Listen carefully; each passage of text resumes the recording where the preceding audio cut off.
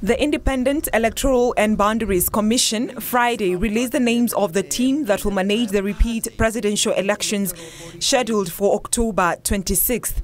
The Electoral Commission CEO Ezra Chiloba is among 3 IEBC officials who have been left out in the new 7-member team that will be led by the election project coordinator Marjan Hussein. After the Supreme Court judgment, I'm on record for saying that I'll come up with some changes, internal changes. That we have done. I have a team now, a project team which is different from the team that was there on 8th of August to run the presidential election.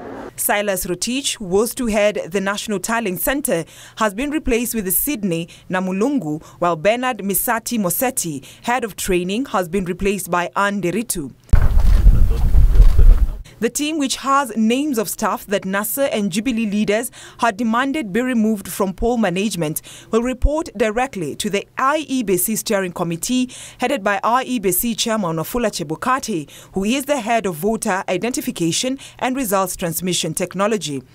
The team has been unveiled today. I think you can get the details. And as far as I'm concerned, that's the team that will now push this election and deliver the 26th October election. So if there's another official, they will not take an active role in the 26th October election.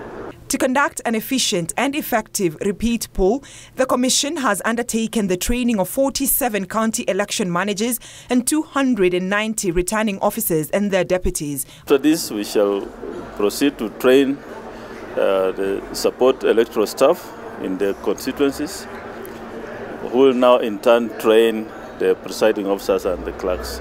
So it's a process which has been ongoing.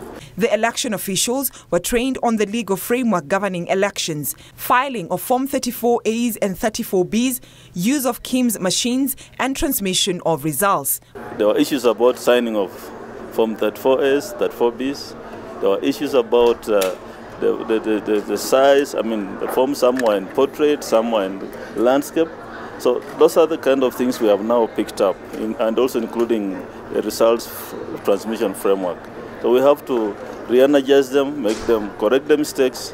We want it 100%, and that's what necessitates the training. But even as IEBC moves to assure Kenyans of a credible exercise, the European Union is urging NASA and Jubilee to engage with the electoral body in a dialogue about processes and procedures and support its work as it prepares for the new election. We have an election to run, and my team, the commissioners, the IEBC team, we are ready to talk, to negotiate. You realize I've been reaching out to political participants, the presidential candidates and their agents, to come and sit down on a table and we discuss issues.